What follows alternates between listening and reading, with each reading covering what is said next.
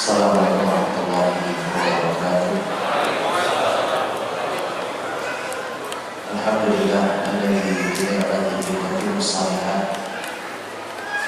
Asyhadu an la ilaha illallah wahdahu la syarika lah wa asyhadu anna Muhammadan abduhu wa rasuluh. Allahumma shalli wa sallim wa barik ala Muhammad wa ala alihi wa sahbihi ajma'in. Ya ayyuhalladzina amanu taqullaha haqqa tuqatih wa la tamutunna illa wa antum muslimun.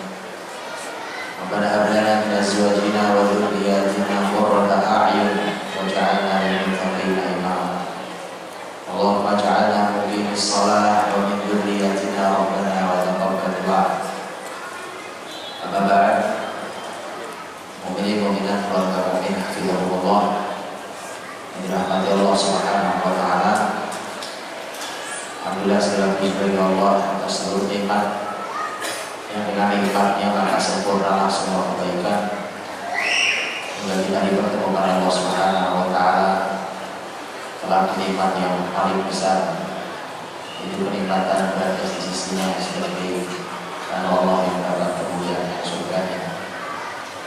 Tadi berbagai dan Allah, alhamdulillah bisa kita dengarkan paparan kita dari Ustaz kita, guru kita, Ustaz Juman Alhamdulillah Ta'ala, pakar sejarah Islam menjadi Purwokerto. Alhamdulillah, dan dengan itulah maka kita sudah dipaparkan tadi bahwa beberapa pelatih sesungguhnya hanya ingin mencoba melakukan perbaikan semampu yang bisa dilakukan untuk negeri ini, karena kita ingin mendapat bagian dari pahala sebagaimana yang telah didapatkan oleh banyak orang soleh negeri ini. Maka kita ingin mencoba menghadirkannya, dan kita tidak mencoba untuk mengarang-arangnya. Apa yang ada kita coba lakukan itu dengan beberapa penyesuaian yang bisa dipahami oleh masyarakat negeri ini. Begitu dirahmati Allah Subhanahu wa taala. Hari ini pembahasan kita tentang tangga pendidikan anak berdasarkan apa yang dipandu oleh Rasulullah Shallallahu Alaihi Wasallam. Bapak Ibu, kalau kita mau bicara tentang masalah peradaban tadi yang disampaikan oleh Ustaz Juman Alhamdulillah Ta'ala, kejahatan peradaban itu, maka unsur paling penting di peradaban itu adalah manusia itu sendiri. Karena kalau kita bicara tentang masalah karya hasil apa, makanya karya terbesar seharusnya kalau ingin menghasilkan peradaban perubahan yang luar biasa, maka perubahan terbaik itu munculnya dari mengubah SDM yang ada. Karenanya Ibu boleh lihat Rasulullah Shallallahu Alaihi Wasallam dalam surah An-Nabawi kita tahu, bisa dibayangkan Nabi itu seorang diri di bumi ini saat itu seorang diri. Bahkan pernah ada satu riwayat yang menurut saya luar biasa dan cukup mengharukan. Ketika itu Nabi SAW di Madinah, sudah di Madinah, dan beliau bersama para sahabatnya sholatnya sholat isya, tapi isya di pertengahan malam, sebagaimana dalam pembahasan di fikih tentang keistimewaan sholat isya berjamaah laki-laki di masjid tengah malam. Kemudian Nabi SAW menyampaikan, untuk mari kita sholat, kata beliau, tidak ada hamba Allah di muka bumi ini yang sholat kecuali kalian malam hari ini. Bumi Allah luas, tapi tidak ada yang melaksanakan ibadah sholat kecuali kalian. Karena kalau hari ini nyaris tidak ada waktu kecuali sedang kayak sholat, dan itu sholat wajib sholat itu. Ya sekarang ini ada yang sudah sedang duhur, ada yang sedang subuh, gitu, dan seterusnya. Artinya bagaimana seorang Nabi SAW sendirian di muka bumi itu mendapatkan tugas sebumi, seperti kalimat Ustaz Jumat tadi. Dengan bumi saat itu dipandu oleh Persia Romawi sebagai dua imperium besar yang saat itu mengajari bumi ini tentang kejahilian, dan perang terjadi antara mereka juga, pertarungan dahsyat antara mereka, terus terjadi peperangan juga. Sementara masyarakat diajari tentang berbagai macam bentuk kejahilian. Kalau Persia memang tidak punya agama. Persia adalah masyarakat tanpa panduan. Kalau mereka tersesat, kita akan mengatakan wajar. Wajar dalam makna memang tidak ada panduan. Mereka tidak punya kitab suci, makanya agama mereka Majusi, menyembah api. Tapi masyarakat Romawi adalah masyarakat ahli kitab. Mereka punya Alkitab, ada Alkitab. Karena bangsa di Jazirah Arab kalau lagi mencari agama, mereka perginya bukan ke Persia, tapi ke Romawi. Sebagaimana dalam kisah beberapa ada 4 orang yang disebut sebagai orang Al-Hanifiyah di masa Jahiliyah Arab. Mereka mencoba mencari agama, termasuk di antara yang adalah Waraqah bin Nawfal. Mereka nyarinya ke Romawi. Tapi yang punya Alkitab pun tersesat jalan. Jadi yang punya panduan tersesat. Bagaimana yang tidak punya panduan? Maka dari itu bumi sudah luar biasa rusaknya. Jadi yang punya panduan Alkitab saja tersesat. Karena antum bisa membaca nanti dalam dialog antara ayahnya Sa'id bin Zaid, yaitu Zaid bin Amr. Sa'id bin Zaid adalah itu sahabat Nabi, Quraisy, dan beliau dari masyarakat Bani Adi, masyarakatnya Umar, dan saudaranya Umar, nanti jadi iparnya Umar, satu dari 10 sahabat yang jadi masuk surga. Salah satunya Sa'id bin Zaid adalah bapaknya Sa'id bin Zaid, Zaid bin Amr. Ketika berdialog dalam rangka mencari agama, karena dengan fitrahnya dia mengatakan tentang orang-orang Quraisy itu bukan agama. Orang yang nyembah patung itu jelas bukan agama. Sampai Zaid bin Amr pernah sujud kemana saja. Dia mengatakan, Tuhan, aku tahu kau ada, cuma aku tidak tahu bagaimana ibadah kepadamu. Kau sujud aja deh. Saking bingungnya mencari agama. Pergi dia ke Romawi. Maka di Romawi dialog dengan rahib Yahudi, dengan pendeta Nasrani, dialog mencari agama. Jawabannya sederhana. Para pendeta itu dan para rahib itu ketika berdialog mereka sepakat mengatakan, agama yang Anda cari itu billahi Ibrahim, hari ini sudah nyaris gak ada yang kenal agamanya. Bisa bayangkan itu sudah di pusat agama, nyari agama gak ketemu. Makanya bumi benar-benar dalam kegelapan.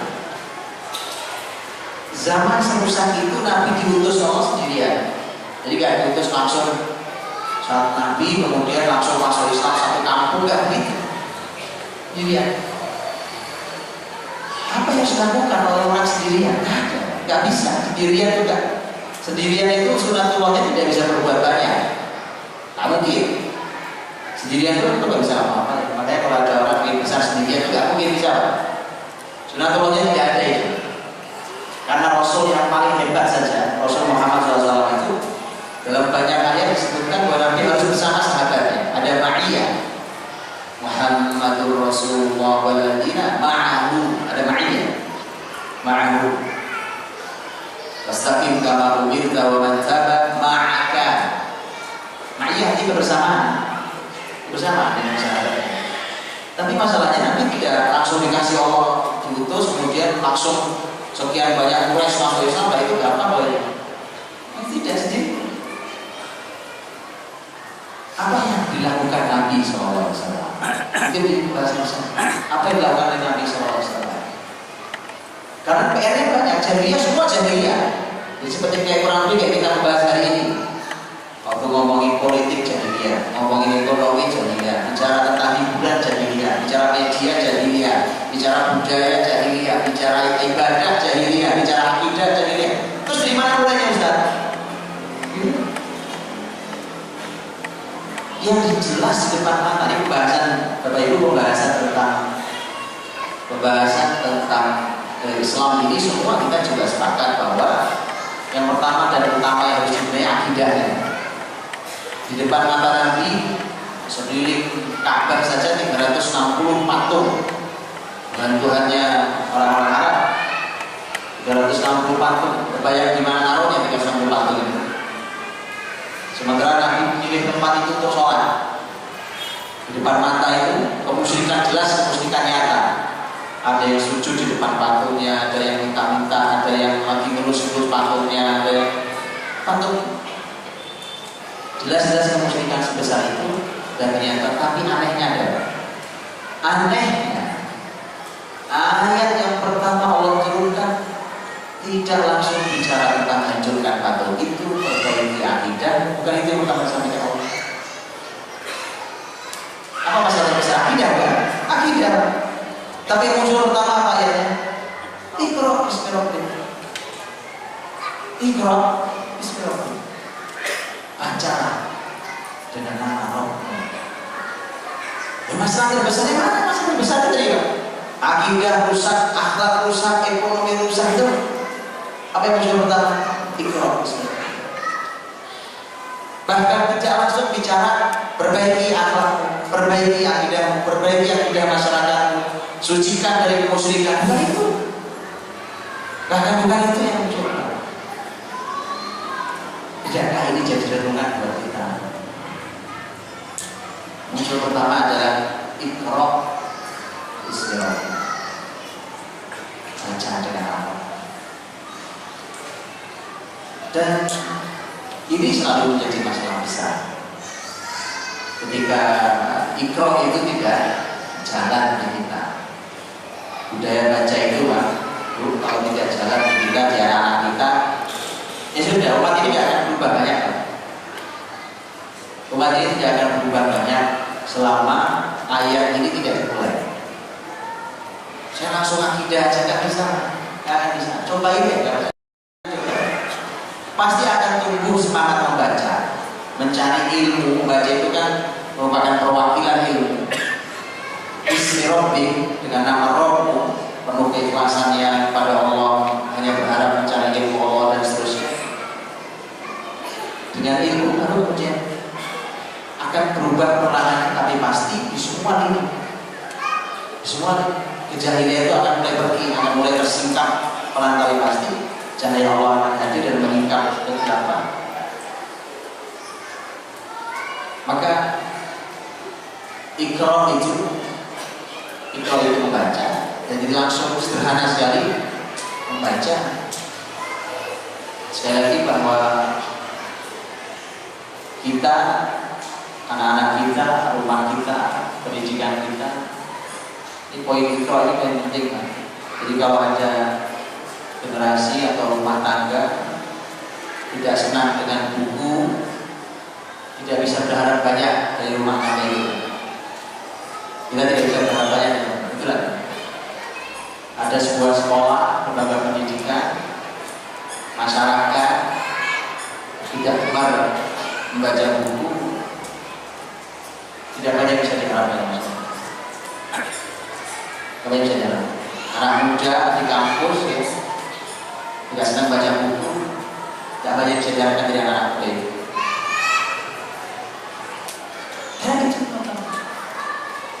Bahwa ayat ini kemudian mengawali semua perjuangan Nabi SAW itu. Ini adalah sebuah kenyataan di depan mata kita. Yang Iqra bismi rabbik. Membaca itu berilmu,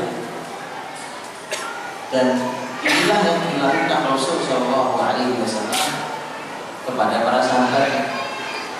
Nabi Muhammad SAW yang membina para sahabatnya sampai mereka memiliki semangat berilmu. Bisa dibayangkan Nabi Muhammad itu hadir di masyarakat Ummi. Masyarakat Ummi, dan Quran jelas mengatakan itu. Nabi sendiri ummi, tidak bisa baca tulis. Alladzina yattabi'una ar-rasulan nabiyyal ummi. Nabi ummi. Masyarakatnya juga ummi. Walladzi ba'atsa fil ummiyin rasulan minhum. Ummi. Masyarakatnya tidak baca tulis, beliau nggak bisa baca tulis, perintahnya suruh baca. Itu kalau dalam bahasa kita hari ini istilah kerennya out of the box gitu.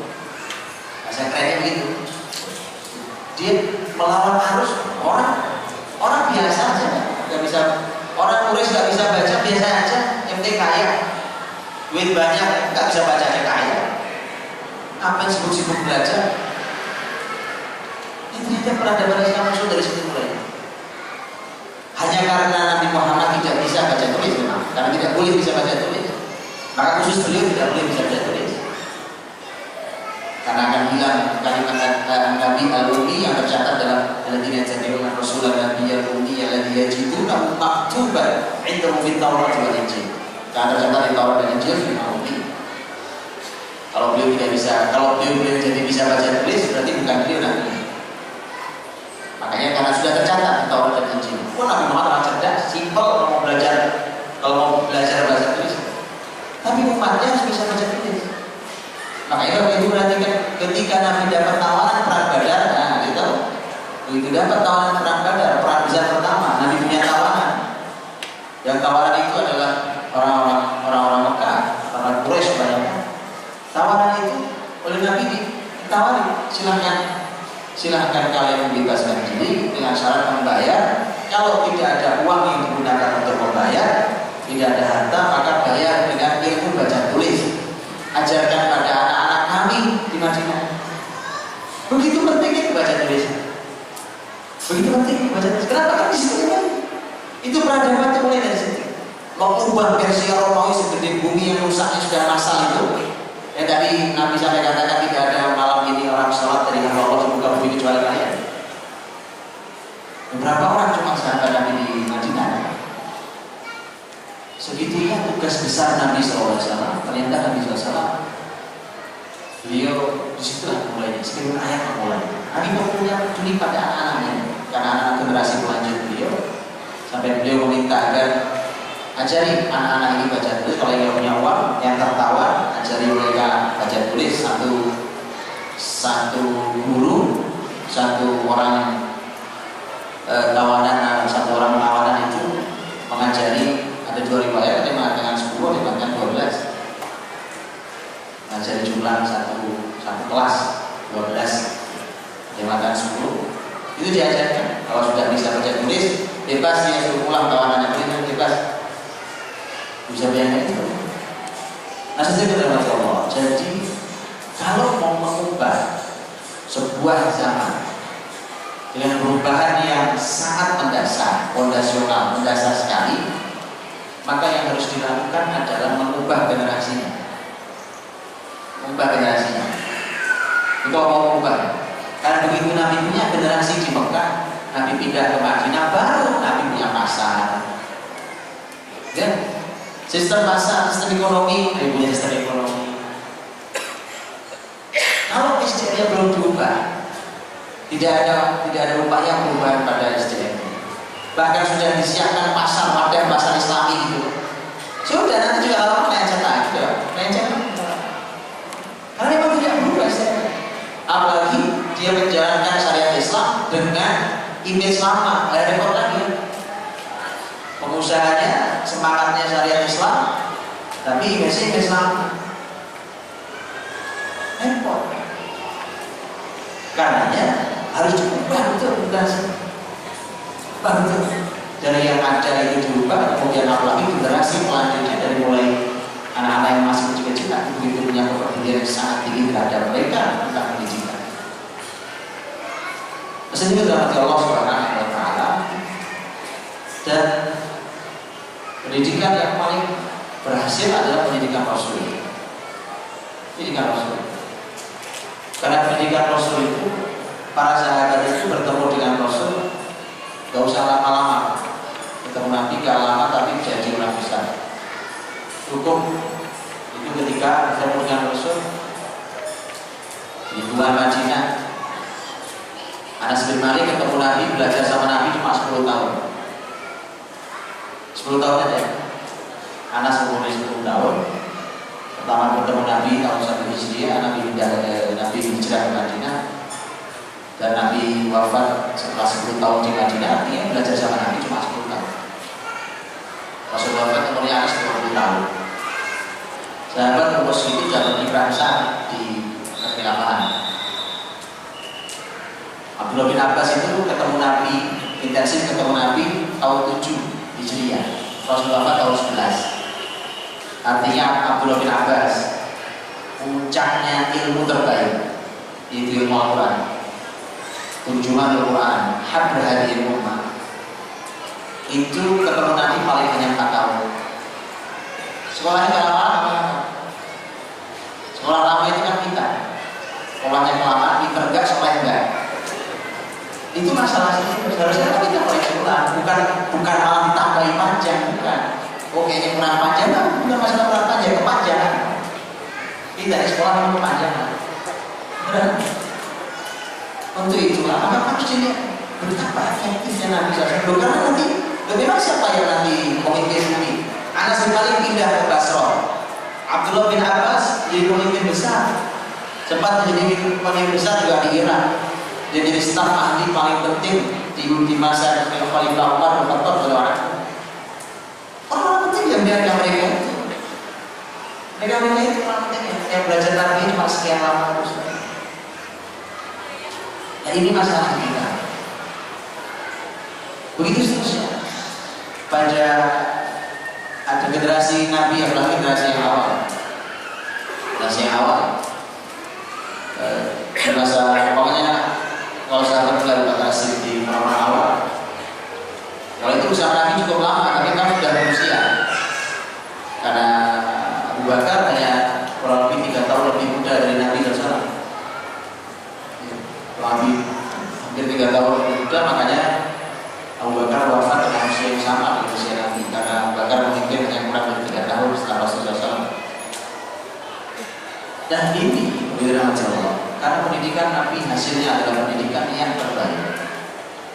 Dan saya tunjukkan luar biasa ini karena kita suka-suka hari ini pertanyaan kita itu pertanyaan yang malah gak logis pertanyaan. Kadang-kadang kita malah suka bingung dengan memang apa sih Pak hubungannya belajar ini semua ya? Gak suka apa ya orang belajar Quran apa hubungannya dengan nanti kelak dia akan memimpin bumi ini? Itu langsung agak terbayang hubungannya. Gimana hubungannya Pak? Terbayang hubungannya.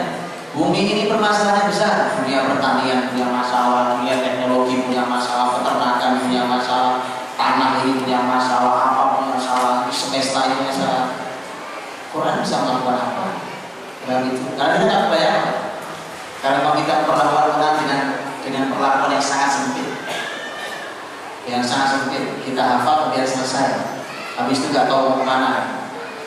Ini masalah kita. Pada Umar bin Khattab radhiyallahu anhu ketika beliau berjumpa dengan gubernurnya gubernur Mekah. Dan terjadi dialog, dia berikan dalam Sahih Muslim. Jadi dialog antara mereka berdua. Dialog siapa yang memimpin wilayah Al-Wadi Abah Mekah itu. Siapa yang memimpin di sana? Ternyata Ibnu Abza adalah ahli Quran. Umar mengatakan bahwa akan tasma' qawla Nabi, tidakkah kau dengar sabda Nabimu? Innallaha yarfa'u bihadzal kitabi aqwaman wa yadh'u bihi akharin. Sesungguhnya Allah Subhanahu wa taala mengangkat satu kaum dengan Alkitab ini dan Allah jatuhkan juga dengan Alkitab ini. Itu juga akan banyak sekarang gini. Muslimin saat itu, karena muslimin Arab itu kan orang yang tidak akrab dengan air. Kalau orang Purwokerto akrab sama air biasa. Ya, hujan melimpah deras luar biasa sampai tumpah-tumpah banjir. Ya, akrab lah kita sama air. Orang Arab tidak akrab sama air. Hujan jarang-jarang, malah kadang-kadang nggak hujan kalau nggak diminta. Yang istisqa. Susah jarang hujan. Tetapi dia Bagaimana Rasulullah SAW, bagaimana para sahabat beliau, para pemimpin. Itu visinya luar biasa. Bahwa kalimat yang sering kita dengar, ini kalimat Umar bin Khattab, "Alimu auladakum sibaha wa rimah wa rukubal khair." Ajari anak-anak kalian berenang. Berenang kan di air, Pak, bukan di pasir. Iya kan? Di air. Bagaimana Umar punya visi ke depan luar biasa tentang berenang. Dan berenang. Padahal mereka tidak apa-apa. Karena mereka baca Quran. Bagaimana tidak? Quran menyebut tentang lautan, menyebut tentang sungai, dan itu semua menjadi tugas muslimin. Maka ketika masa Khalifah Utsman radhiyallahu anhu dan muslimin pertama kali memiliki pasukan angkatan laut yang dipimpin oleh sahabat mulia Muawiyah radhiyallahu anhu, dan Nabi telah memberikan ujian sebelum itu sebagai pasukan pertama di laut untuk pemimpinnya, yaitu Muawiyah radhiyallahu anhu.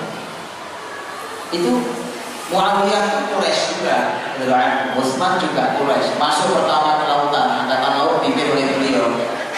Kemudian di lautan perang sama pasukan yang sudah akrab dengan air bertahun-tahun, memang sudah sejak lama. Itu bisa menang. Atau masa nggak nanya? Itu Muawiyah radhiyallahu anhu belajar angkatan lautnya di mana ya? Masa nggak nanya itu? Belajar dari panglima angkatan laut itu di mana belajarnya? Kami yang mulai sama-sama gak akrab dengan air. Kalau disuruh mengendarai kuda, jago-jago mereka, mengendarai onta hebat-hebat. Air itu mereka gak akrab. Itu maksud saya. Supaya kita tahu bahwa konsep Nabi SAW itu menyelesaikan seluruh permasalahan dunia.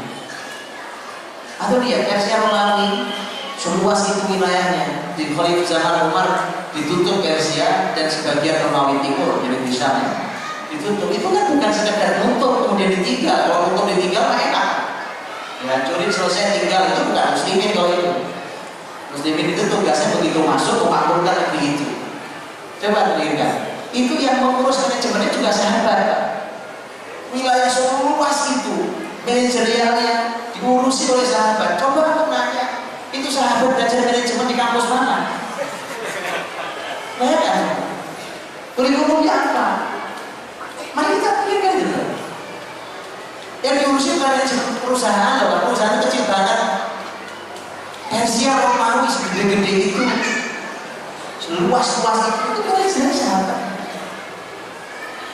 Begitu Ardus Sawat dibuka, wilayah Irak dibuka. Irak dibuka dan itu wilayah sangat subur menghasilkan hasil bumi yang dahsyat. Ardus Sawat itu sahabat Nabi SAW yang juga menyelesaikan urusan pertanian. Karena begitu sudah dikuasai muslim, mesti tanggung jawab, mesti tanggung jawab. Karena sekarang bumi sudah dikuasai muslimin, wilayah ini, maka karena semua perlu makan, maka urusan pertanian muslimin harus ngajari. Jadi apa yang saya sampaikan ini adalah merupakan cuplikan-cuplikan supaya kita paham betapa pendidikan SDM, pendidikan sumber daya manusianya, generasi itu pendidikan terbaiknya pendidikan Rasul. Tinggal kemudian kan kita bertanya, salah satu pertanyaannya adalah judul hari ini tentang tangga itu. Tangga, saya mau bicara tangga dulu sebelum isinya apa tangga itu. Kalau itu bila nanti Allah SWT, sunatullah hidup ini mesti bertangga-tangga. Ada tangganya. Antum meloncat bisa.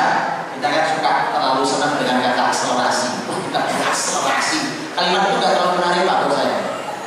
Beneran. Kalau saya bicara di depan umum ya, kalau saya bicara dengan 1-2 orang saya suka, gak masalah. Tapi kalau bicara seperti ini di depan umum banyak orang, saya khawatir. Kenapa khawatir? Ya Allah, yuk kita coba Pak. Di sini kita boleh coba. Itu ada tangga itu. Kita boleh Pak lompat 1-2 tangga. Kita lompat habis 3 tangga. Boleh kita lompat langsung 5 tangga. Insya Allah selalu semua Pak. Gak semua orang punya kesanggupan yang sama. Makanya saya agak khawatir kalau ada akselerasi. Kemudian dihadirkan, oh ini anak luar biasa, suka pengen niru. Tidak semua siap. Tidak semua siap. Itu harus pahami. Kenapa? Jalani saja dengan tangga. Sunatullah hidup itu tangga. Lalu para ulama mengatakan agama kita ini namanya al-Islam. Al-Islam itu satu akar kata dengan as-salam, dengan akar kata juga dengan as-sulam. Kalau as-salam artinya damai, kalau as-sulam artinya tangga. Agama kita karena ada tahapan. Ada tahapan. Orang tidak asal acak pokoknya baik, tidak pokoknya baik. Pokoknya baik itu tidak.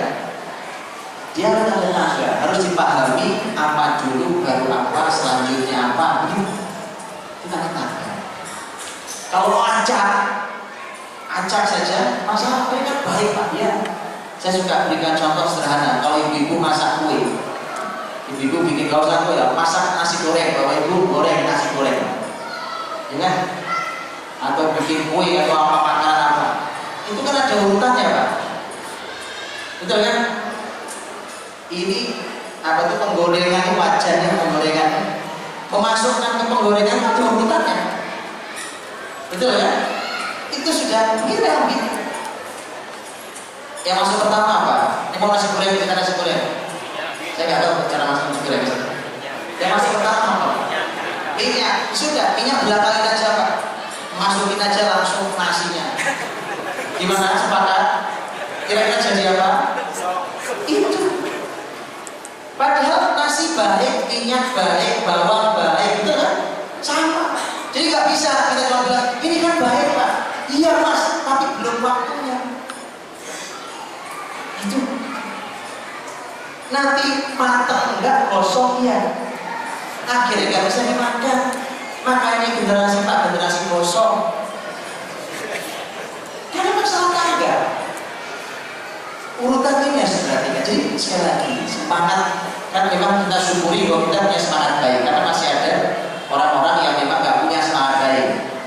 Nah setelah punya semangat baik itu harus diperhatikan tangganya kayak apa. Ini meletakkan kebaikan di setiap tangga ini harus benar. Itu supaya kita tahu apa yang harus dilakukan. Jadi itu ada banyak pembahasannya, tapi intinya adalah bahwa berurutnya tangga ini harus sangat diperhatikan. Dan bukti bahwa tangga itu sangat diperhatikan yang sering saya sampaikan tentang dunia pendidikan adalah apa yang disampaikan oleh beberapa sahabat Nabi SAW. Di antaranya sahabat mulia Abdullah bin Umar, Jundub bin Abdillah dan yang lainnya. Ketika mereka mengatakan Kunna fityan hazari wa ma'an Nabi SAW fata'allamna al-iman qabla nata'allama al-Quran. Jadi kami dulu sama Nabi belajar iman sebelum Quran. Dan ini menjadi terlihat urutannya ketika Jundub memberikan kritik di riwayat At-Tabrani, memberikan kritik bahwa salahnya kalian adalah belajar Quran sebelum iman. Berarti urutan bukan? Kalau kami dulu sama Nabi belajar iman sebelum Quran, kalian ini salahnya belajar Quran dulu baru iman. Berarti sahabat itu ini urutan. Iman itu baik, Quran itu baik, salah urutan masalah. Salah. Dan kalau Jundub bin Abdillah radhiyallahu anhu hidup di zaman kita, dia akan bingung. Kalau ini sih masyarakat lah Quran wala iman. Masyarakat bingung. Betul. Makanya kalau sahabat tabi'in, Pak tabi'in masih istimewa. Cuma memang sahabat sering memberikan kritik kepada generasi tabi'in. Itu sering. Di antaranya dalam kalimat sahabat, saya ingat saya Anas bin Malik lagi berkumpul dengan generasi tabi'in dan generasi setelah mereka. Kemudian beliau berkata, saya heran sama kalian ini. Kami dulu waktu Nabi masih hidup, dan sahabatnya dulu waktu Nabi masih hidup, kami takut mengucapkan kalimat ini karena kami anggap sebagai dosa besar. Ini saya dengar berkali-kali di majelis kalian. Kritik sahabat sering generasi tabi'in. Kenapa? Memang secara kualitas turun, tetapi masih bagus, masih lumayan ya. Karena kebalik tadi, kalau masalah kebalik. Tapi masih ada dua-duanya. Masih ada kebalik, tapi barangnya masih ada. Itu tahu ya? Ini baju nih, barangnya masih ada, Pak saya pakainya balik, yang luar jadi dalam, dalam jadi luar, ya masih baju Pak, cuma jadi lucu. Yang jadi masalah kok bajunya nggak ada, apa mau dibalik? Kan baju nggak ada. Ya kunci itu Pak, maka tangga itu penting sekali. Jadi jangan hanya semangat ini baik, tapi ada tangga. Tangga terbaik itu tentu tangga yang diajarkan Rasul, yang bisa kita lihat dari sabda-sabda Nabi, dari af'alul Nabi, dari apa yang dilakukan Nabi di dalam mendidik anak-anak di zaman beliau, baik anak beliau sendiri ataupun anaknya para sahabat, anaknya muslimin, atau Nabi mengajari para orang tuanya dan seterusnya. Itu ada tangga-tangga. Ini saya mau sampaikan kepada dirahmati Allah Subhanahu Wa Taala. Di dalam kehidupan kita ini kalau kehidupan kita ini seperti perjalanan yang nanti berakhir dengan kita wafat, maka di kehidupan itu oleh Allah diberi tempat pemberhentian sementara, pemberhentian. Ini kalau kita naik kendaraan, naik bis itu kayak halte. Sebelum sampai terminal akhir, ada terminal akhir, itu ada halte, berhenti dulu. Fungsinya halte ini untuk controlling. Sudah benar apa belum? Pindah lagi. Sudah benar apa belum? Pindah lagi. Terus begitu. Itu dalam rangka mengontrol. Karena kalau cuma jalan, pokoknya sejalan-jalannya aja, nah ini masalah. Jadi tahapannya. Tapi benar Allah, para ulama selalu kalau bicara tentang masalah pendidikan anak, ini baik kita sebagai orang tua atau kita sebagai lembaga ya, pendidikan. Kalau nanti dalam Islam pendidikan di lembaga itu, kalau dalam konsep Islam dulu mereka baru sekolah umur 5 tahun kisarannya. Para ulama selalu ketika membahas tentang pendidikan anak pasti akan selalu memulai dari tentang memilih pasangan. Itu mesti ya, karena ini ada karena kita tahu bahwa dalam Islam yang namanya nasab itu diperhatikan betul. Nasab itu sangat dijaga dalam Islam. Bahkan dia termasuk al-asasiyat khamsah, sebagai 5 hal yang sangat mendasar dalam kehidupan manusia. 5 hal yang mendasar itu diantaranya nasab. Karena nasab itu sangat dijaga oleh Islam, dan apapun yang merusak nasab akan diharamkan. Nah di situ maka kemudian karena ini masalah nasab, dia menjadi penting memilih pasangan dengan kriteria yang telah disampaikan Nabi SAW, karena itu akan menjadi nasab kita ke bawah. Nah, saya tidak berpanjang kalam tentang nasab, tidak berpanjang kalam tentang masalah memilih pasangan. Jadi saya tidak bicara tentang itu. Silakan nanti dibaca, dipelajari, ya, tentang memilih pasangan itu. Tapi ini penting sekali. Ulama selalu akan bicara tentang memilih pasangan ketika berbicara tentang pendidikan anak. Ya, karena memilih pasangan itu kalau yang masih muda-muda dibahasnya masih enak. Yang gak enak itu kalau bahasnya sudah nikah, itu paling gak enak. Makanya saya menghindari bahasnya. Baca sendiri aja, ya kan? Kalau pada nyesel saya repot suruh kamu jawab. Ini memilih pasangan ya. Silakan dibaca di samping kelima para ulama. Dari itu panduannya Quran betul. Quran panduannya, hadis Nabi betul panduannya. Ya, saya kasih contoh satu aja. Ketika dua orang wanita yang ditolong oleh Musa alaihissalam di negeri Madian, ini dalam surat Al-Qasas. Begitu ditolong dua wanita itu kan, dua wanita ini kemudian lapor ke bapaknya, begitu pulang kan dibantu oleh Musa. Kemudian salah satu dari dua putri itu berkata, Inna khairal man istajabta al-qawiyya ini. Sesungguhnya ayah, tadi dia cerita ke ayahnya, tadi ada anak muda bantu kita angkat batu. Batu itu disebutkan Penutup sumur itu disebutkan tidak bisa diangkat oleh beberapa laki-laki yang kuat. Itu Musa angkat sendiri. Dengan Musa Allah memberikan kekuatan luar biasa kan. Pernah tahu kan Musa sekali tampar orang mati. Nah itu kan berat kan, kuat luar biasa Masya Allah beliau alaihissalam.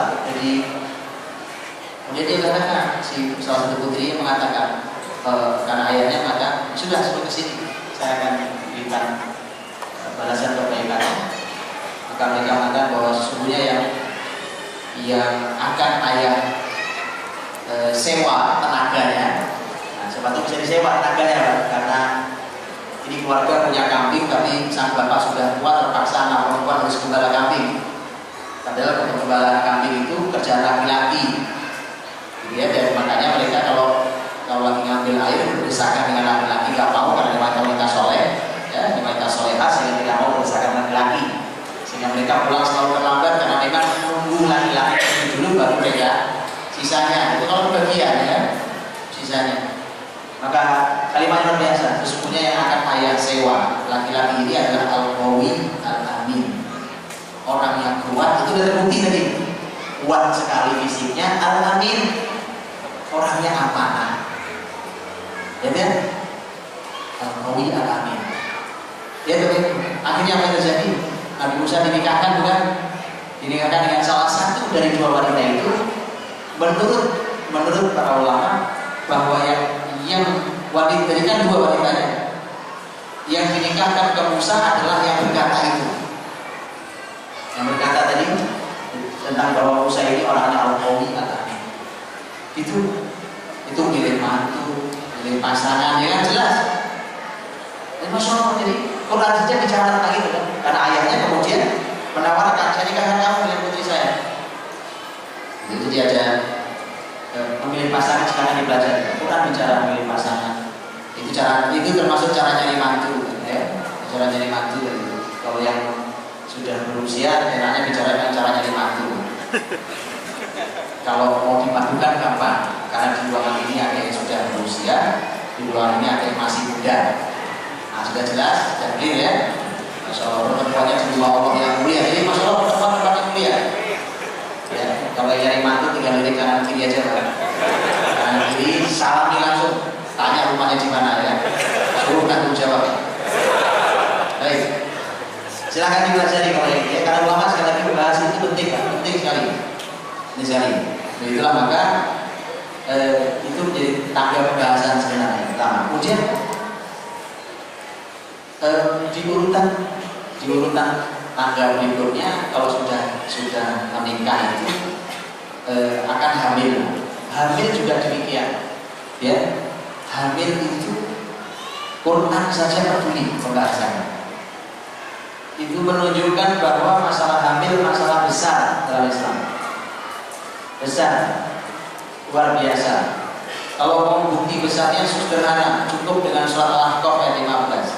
Di antaranya, wasailal insana biwalidayhi ihsana hamalathu ummuhu kurha wa wada'athu kurha wa hamluhu wa fisaluhu 30 syahra dan seterusnya.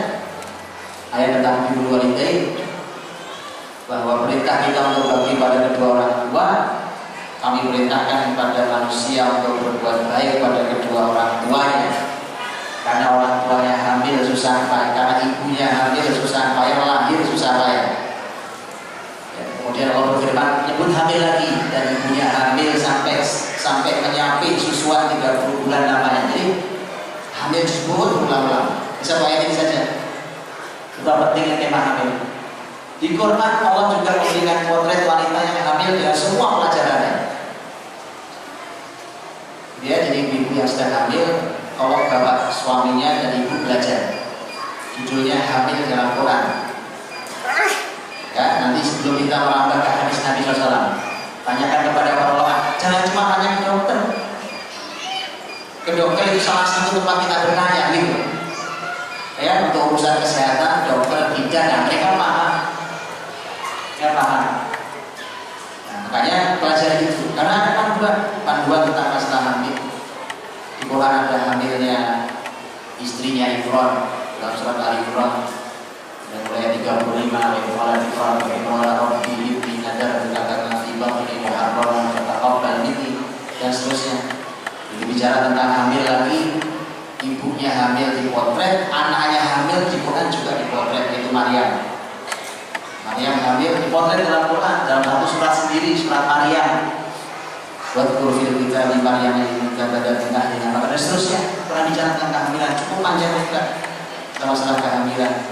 Bahkan Maryam dipotret lebih detail sampai ketika mules, mulai merasakan mules mulai lahiran, kemudian belum dengan semua perasaan kacaunya Maryam yang akan melahirkan Nabi Isa alaihissalam dan seterusnya, dan semua pelajarannya.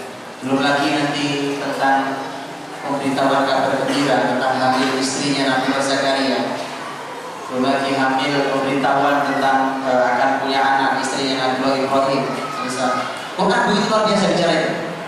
Tapi ngajinya detail, jangan cuma terjemahan, ngaji tafsir. Karena kalau terjemahan itu nggak dapat konsep. Kalau dapat konsep, ngajinya ngaji tafsir. Ya, baik, tafsir juga banyak.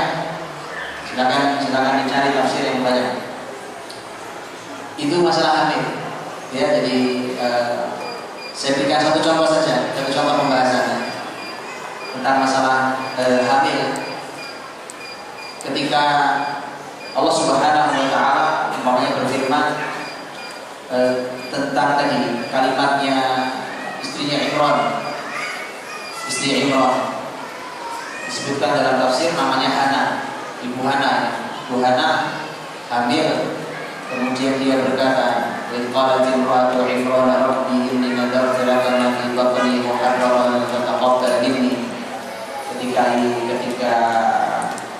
istrinya Imran berdoa, "Ya Allah, aku bernadar, aku berjanji, bersumpah tentang yang ada di dalam perutku ini, tentang rahim bayinya, janinnya masih dalam rahim ini, kelak dia akan menjadi hamba-Mu yang mengabdi di Masjidil Aqsa, jadi hamba-Mu yang ahli ibadah di masjid, maka terimalah dariku."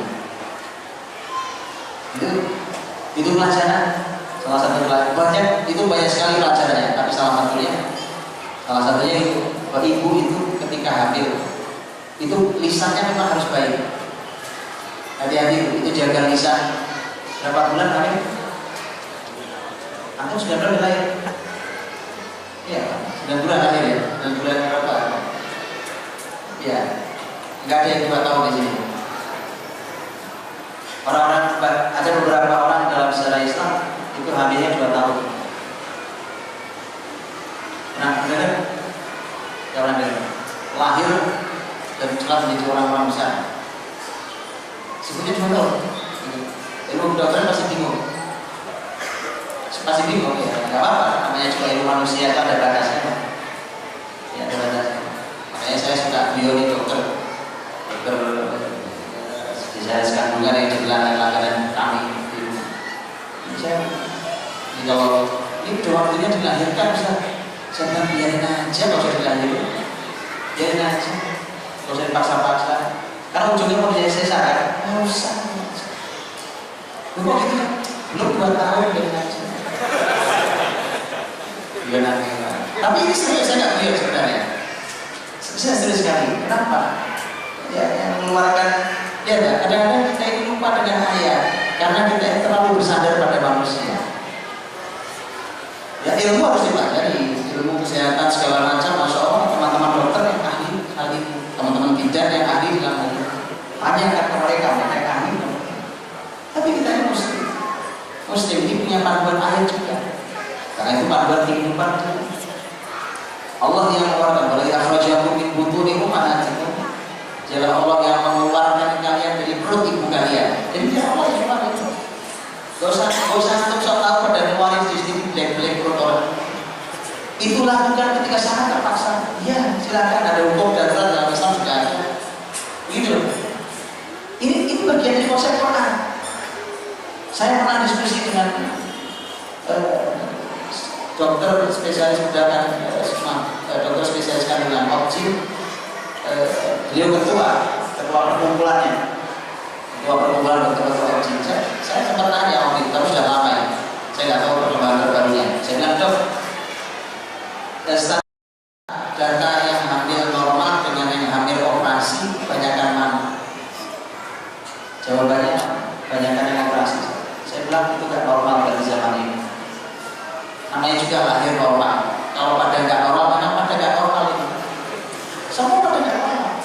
bisa dokternya yang nggak normal, bisa suaminya yang nggak normal, bisa istrinya nggak normal, bisa yang lain nggak normal. Itu contoh. Ini maksud saya. Jadi belajar Quran itu bahas semua ini. Ini panduan semua. Tadi termasuk diantaranya menjaga lisan wanita. Isinya lisannya baik, orang tuanya berharap mulia akan janin dalam rahimnya. Bahkan dia bernadar untuk menjadi kelak mudah-mudahan menjadi hamba Allah yang taat beribadah. Begitu. Itu lisan orang tua, terutama lisan ibu. Ini sekarang langsung bersambung dengan janin di dalam rahimnya. Begitu seterusnya. Belajar tentang Maryam dalam surat Maryam yang hamil. Allah Subhanahu wa taala berkali-kali di surat Maryam menyampaikan kepada Maryam yang lagi sedih. Kan Maryam itu sedih, waktu hamil sedih. Mengapa sedih? Karena Maryam hamilnya tidak ada suaminya. Kan tidak ada suaminya. Masyarakatnya nanyanya itu sebenarnya halus, Pak. Tapi itu sampai tulang rasanya sakitnya. Halus tidak ada coba kalimatnya. Ya ukhta Harun. Hei saudarinya Harun. Kenapa Harun disebut-sebut? Ini bukan Nabi Harun ya. Ini Harun yang lain. Hei saudarinya Harun. Karena Harun itu orang mulia. Kamu nikah adiknya, kamu kan saudarinya Harun. Ya ukhta Harun. Maka abuki imra'a saw wa ma kanat ummuki baghiya. Ayahmu bukan orang jahat, bukan orang jelek, ibumu juga bukan pelacur. Coba kan? Halus kan kalimatnya? Oh, dia pak kenapa masyarakatnya? Hei saudarinya Harun, bapakmu bukan orang jelek, ibumu bukan pelacur. Sudah berarti kan? Paham? Tapi penyakitnya luar biasa sakitnya. Karena pengen nanya, kok kamu hamil? Ya kan? Gak ada lanjutan kamu hamil itu gak ada beneran. Tapi itu sudah cukup membuat sakit hati perempuan. Sakit hatinya perempuan. Sampai Maryam ketika sedang mulus saja al-makhadir tid'in nakhla qalat ya laitani mitu qabla hadha. Sampai berharap mati loh. Saking sedihnya itu sampai aduh ya aku mati sebelum ini. Walaupun dinas yang manusia. Kemudian aku jadi sesuatu yang dilupakan. Orang udah gak pernah mengenal namaku lagi, itu jauh lebih baik daripada keadaan hari ini. Sedih sampai berharap mati kan stres. Itu betul kan? Maksudnya tekanan luar biasa, pressure luar biasa. Karena keadaan seperti itu berkali-kali Allah memberikan hiburan. Saking orang hamil itu tidak boleh sedih. Itu penting. Orang hamil gak boleh sedih. Ini panduan Quran banget. Sampai cara hiburnya kalau ibu hamil lagi sedih, Quran kasih panduan cara hiburnya. Betul? Tahu cara hiburnya? Tahu cara hiburnya? Panada min tahtiha alla tahzani. Dari dia kan duduk di tebing loh. Ini bahaya loh, perempuan sendiri sudah berharap mati duduk di pinggir tebing kan? Gak tinggal bunuh diri aja tuh. Kalau gak punya iman, betul kan? Karena punya iman dia, wanita soleha duduk di situ, dia bersandar ke pohon korma, kemudian ternyata ada suara dari bawah. Panada min tahtiha alla tahzani. Kamu jangan sedih. Suara dari bawah. Ulama tidak mendapat suara siapa. Ada yang mengatakan itu adalah suara malaikat, ada yang mengatakan itu adalah suara janinnya. Ini dalam tafsir. Ada yang suara jangan sedih. Jadi kalimat jangan sedih ini penting. Ada yang sedih, jangan sedih. Allah tahzan. Qad ja'ala rabbuki tahta bisariyah. Itu di bawah sana itu Tuhanmu sudah membuatkan untukmu anak sungai. Penting banget ya, ibu hamil sampai Allah buat di sungai buat ibu hamil. Saking tidak boleh sedih. Ini selesai Pak. Ya, jadi masuk sungai itu kan air itu mengalir, bahkan air itu bisa diminum itu. Tahu ya cara menyenangkan istri yang sedang sedih kalau lagi hamil? Tahu caranya ya? Betul. Jadi saya coba baca aja terus anak kita tadi. Wa huzi ilaiki jid'in nakhla tusaqit 'alayki rutban janiyah. Itu kurma itu kamu guncang-guncang saja, nanti akan berjatuhan rutopnya kurma yang masih muda itu. Masak dalam keadaan masak. Kuli washrobi wa qurri aina. Kemudian makan, silakan diminum, minum kayak sungai tadi, air jernih sekali, minum dari mata air itu, makan kurmanya. Wa qurri aina, dan bersenang hati. Jadi panjang, timbulnya 3 ayat sendiri. Padahal sedihnya cuma 1 ayat, timbulnya 3 ayat. Sudah ngerti cara timbulnya belum? Belum juga. Belajar bahasa Jumat ya. Saya cuma nanti belajar dari ahli dalam ibu sedih. Baik, begitu. Silakan nanti pelajari itu. Karena ini fase penting. Hamil itu fase penting. Hamil fase sangat penting. Kemudian kalau sudah melahirkan, fase berikutnya Islam punya fase namanya rodoah. Fase rodoah. Rodoah itu sebagaimana Allah sampaikan di surat Al-Baqarah, wal walidatu yurdi'na auladahunna haulaini kamilaini liman arada an yutimma ar-rodoah. Bahwa ibu yang para ibu menyusui anaknya 2 tahun sempurna. Itu masa menyusui berapa tahun? 2 tahun. Islam sudah bicara 2 tahun, 15 abad lalu. PBB dengan WHO dan UNICEF-nya itu rapat dan menentukan bahwa ternyata menyusui terbaik 2 tahun. Baru beberapa abad lalu. Jadi makanya nggak usah nunggu orang kafir ngomong, Pak. Cukup dengan Quran kelamaan. Quran Islam 15 abad lalu. 15 abad lalu menyampaikan menyusui itu 2 tahun sempurna. Jelas ayatnya. Baik, bahkan lebih jelas daripada panduan PBB. Lebih jelas. Oh iya, iya. Hari ini pembahasan tentang menyusui baru pada level ASI. ASI itu singkatan air susu ibu. Quran bukan ASI bahasanya. Quran bahasanya rodoah, menyusui.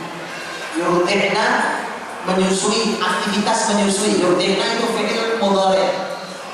Fi'il mudhari' itu menunjukkan di aktivitas rutin. Aktivitas rutin, menyusui. Baik. Beda apa tidak beda? Menyusui sama ASI bedanya apa? Ngerti enggak? Iya. Menyusui sama ASI bedanya apa? Gak beda? Beda. Nah ini harus ngaji sama Ustaz Jumat lagi. PR-nya itu Ustaz, kalau ditulis ya, aku itu kita sekalian. Ya, Masya Allah.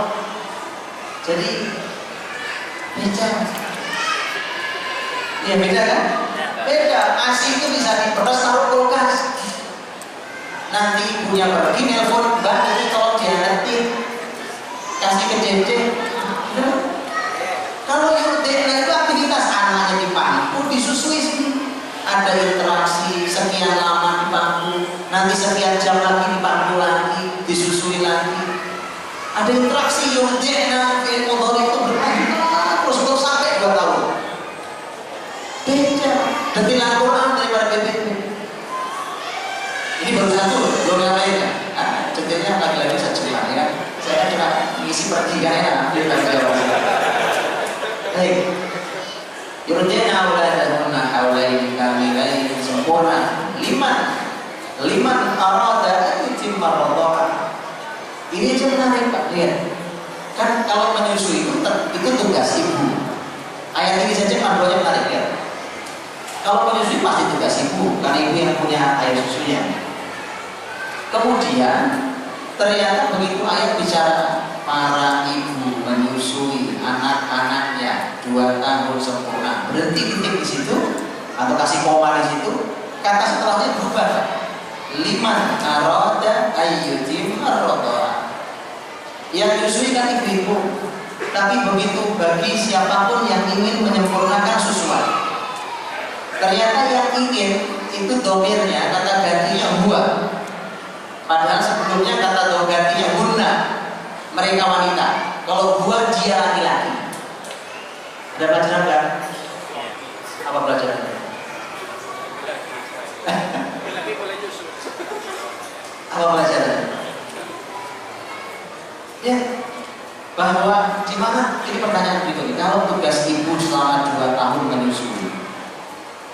menyusui, pertanyaannya kan apa Betul kan? Bapaknya tugasnya apa? Terhadap si bayi. Ini anak dia. Tugasnya apa? Orang ngasih tahu. Liman arada ayyutimma radha. Bagi siapapun yang mau, yang ingin sempurna susuannya. Arada ayyutimma. Domirnya huwa, dia laki-laki. Walaupun dia bisa umum, tapi karena ada man, liman. Jadi Allah lebih memilih kata huwa, domir umum. Itu apa artinya?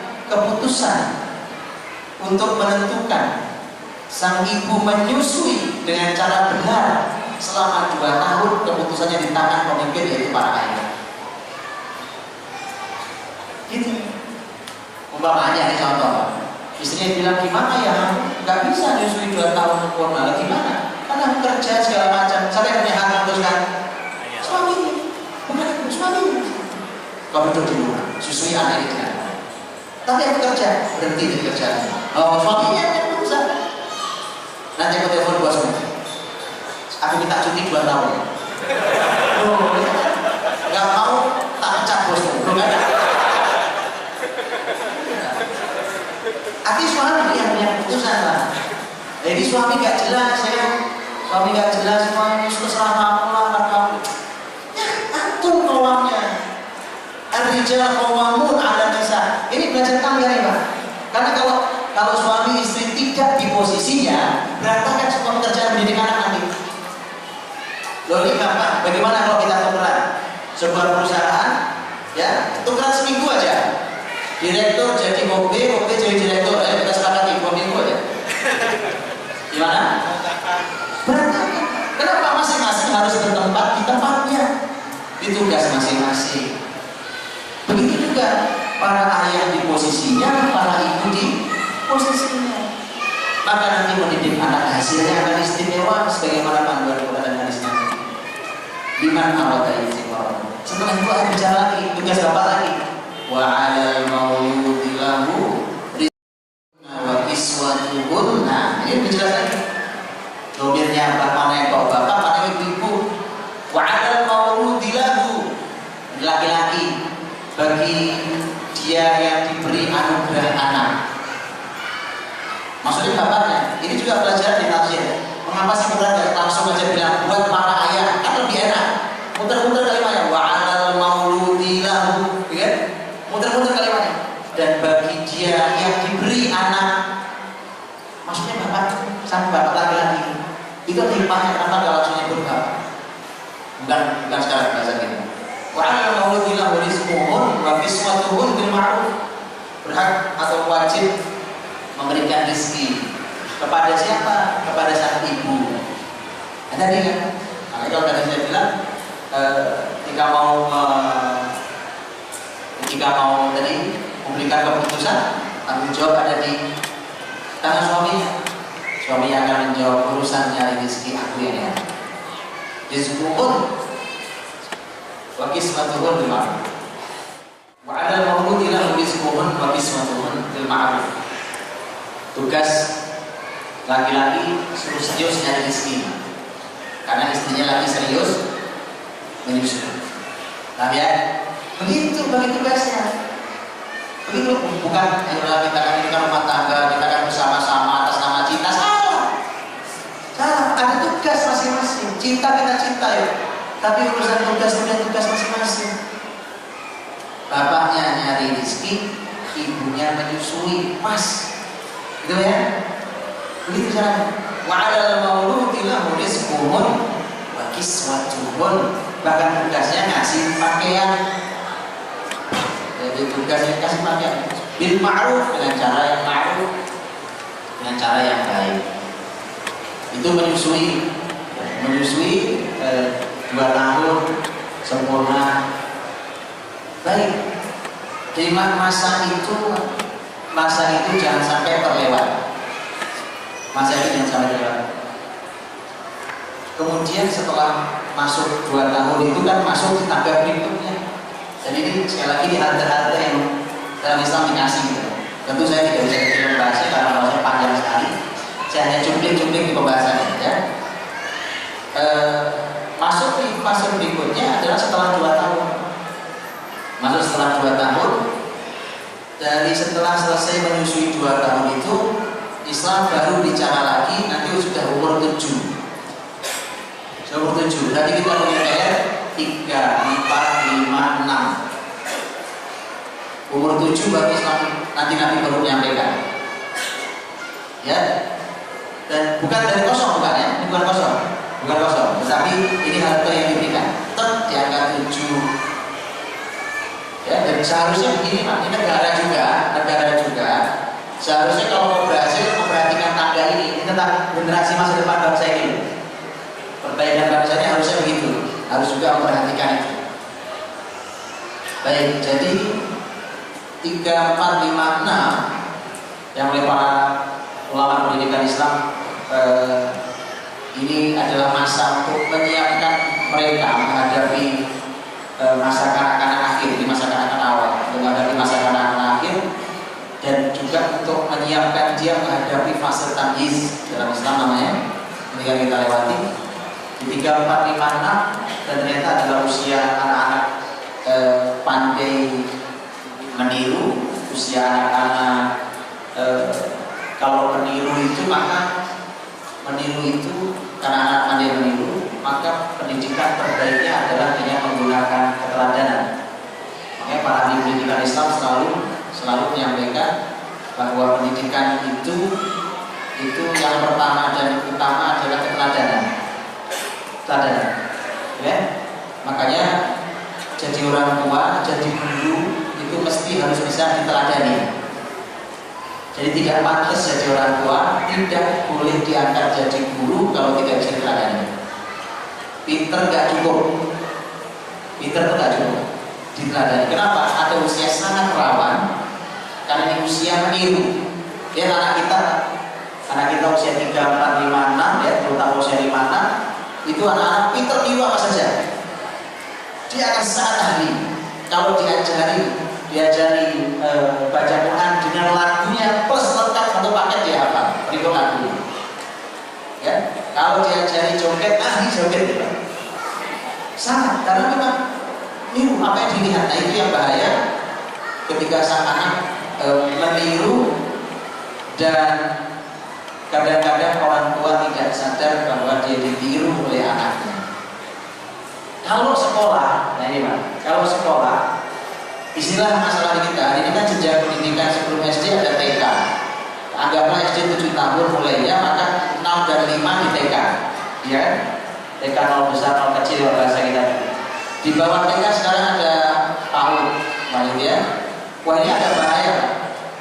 Kalau orang tua menyerahkan di usia yang, karena ini usia meniru, dan sebenarnya itu usia orang tua. Karena dalam sistem pendidikan Islam itu sebenarnya anak-anak itu mulai belajar keluar, nanti mulai belajar keluar itu mulai sekolah di lembaga ya. Bahkan di beberapa contoh keluarga istimewa anak-anak itu malah belum dikeluarkan dari rumahnya. Sampai kalau orang tuanya bagus, orang tuanya berilmu di orang tuanya. Jadi kalau arti dalam Islam sistem 5 tahun baru dimasukkan ke lembaga pendidikan, usia 5 tahun. Padahal 5 dan 6 itu masih usia tadi pandai meniru dan perlu keteladanan luar biasa. Ini rawannya guru TK dan PAUD. Ini rawannya guru TK dan PAUD. Bukan apa yang disampaikan, tapi apa yang dicontohkan. Ini bahaya sekali. Ya, ini pertanggungjawabannya Masya Allah. Karena anak-anak suka, jadi ada hal-hal yang tidak terajarkan tapi tertanamkan. Gurunya sih mungkin bingung lah, nanti gak pernah saya ajari Pak Iya, tapi karena suka melihat Anda. Juga nggak sadar, karena orang merasa ilmu itu cuma yang diajarkan, yang dibunyikan. Apa yang disaksikan oleh anak-anak itu menjadi panduan buat mereka untuk meniru. Itu. Makanya kalau anak diserahkan sejak awal, nah itu tidak ada orang tua di benak anak itu. Nggak ada orang tua di benak anak. Karena sejak pada itu usia dia masih bersama orang tua. Lihat fitrah anak-anak Pak Bu. Fitrah anak-anak itu, kalau anak kita umurnya di bawah 6 tahun, itu masih ada masa kalau ada tamu kita datang, Assalamualaikum, datang. Anak ini nggak pernah lihat, anak itu langsung ngumpet di belakang ibunya atau langsung begini tuh. Ada sebagian ya tadi. Sebagiannya adalah fitrah yang Allah ciptakan di anak itu, supaya dia tidak disentuh oleh orang asing.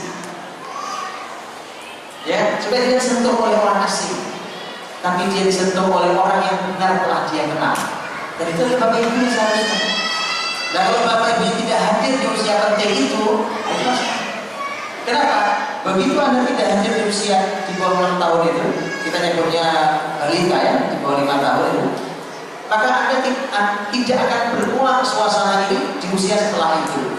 Kenapa? Usia 7 tahun, ketika Nabi nanti sudah mulai menyampaikan tentang perintah untuk ibadah, di mata anak, orang tua dengan orang lain mulai sama. Walaupun tidak sama persis, saya mulai sama. Karenanya anak-anak suka membandingkan antara orang tua dengan guru, guru dengan orang tua, dia dibandingkan. Dan anak-anak suka kalau sekolah dia ketemu ibu bapak gurunya, dia berkata, Pak, Bu, kalau kata bapak ibu saya begini. Nanti dia pulang ke rumah, dia bilang ke bapak ibunya di rumah, Pak, Bu, kata bapak ibu guru begini.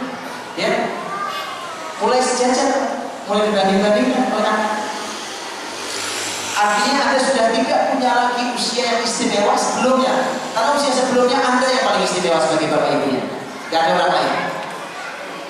Jadi jangan kehilangan usia Anda ini. Kalau sudah masuk usia 7, masuk hadis Nabi SAW. Hadis yang juga sering kita dengar, tapi pembahasannya memang harus detail.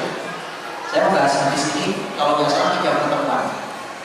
Satu pertemuannya 1,5 jam. Hadisnya bunyinya, muru auladakum bis salati wa hum abna 7 sinin wadribuhum 'alaiha wa hum abna 10 sinin wa farriqu bainahum fil madaji'. Perintahkan anakmu sholat umur 7 tahun, pukul mereka kalau belum sholat di usia 10 tahun, dan pisahkan tempat tidurnya. Pisahkan tempat tidur di antara mereka. Ini hadisnya sudah sering kita dengar. Hadis pendek ini panduan dan ada usia. Ada angka usia. Nah, ini menjadi tanda sangat penting, yaitu usia 7 di mana Nabi menyampaikan agar mulai memerintah. Kata perintah, keluar kata perintah, memerintah anak untuk sholat. Ini ada beberapa pembahasan tentang tema ini. Memerintah itu artinya ada perintah, dan kata perintah itu ya kata perintah. Sholat perintah, zuhur ya perintah, sholat. Jadi karena perintah. Sebelum 7 tahun, dia menjadi pertanyaan, bagaimana dengan sebelum 7 tahun? Nah itu tadi saya sebut. Karena itu sebelum 7 tahun adalah usia anak pandai meniru, maka tergantung apa yang dilihat oleh anak-anak terhadap Anda. Lagi ada bapaknya masih asik depan TV, ibunya asik main handphone. Umpamanya, ini kan ada yang salah. Itu bahaya karena anak akan punya kebiasaan itu. Nah, kalau sudah 7 perintah bunyinya, sholat yang laki dibilang ke masjid gitu. Nah, itu perintah, muru, tak perintah. Makanya begini juga, kita jadi heran. Saya pernah sebenarnya bertanya, subhanallah, coba saya dalam hati bertanya, karena saya belum ketemu jawabannya, sudah sekian tahun lalu. Karena anak saya waktu itu, anak saya pertama itu waktu umurnya kurang lebih 4 tahun, laki-laki dia, suka saya ajak ke masjid, ketemu sholat di rumah saya. Kalau sholat saya ada di rumah sih saya ajak ke masjid. Berapa tahun saya ajak sholat, sekali waktu tidak bisa, sekali waktu tidur, sekali waktu tidak mau, ya. Saya ajak ke masjid 4 tahun, 4 tahun, 5 tahun itu antar sholatnya. Teman-temannya lari ada, dia nggak pernah lari. Saya nggak pernah macam perintah itu, memang belum waktunya. Sudah antar anak ini, sudah berdiri antar, dia nggak pernah dia sholat atau apa, sudah hari itu nggak ada.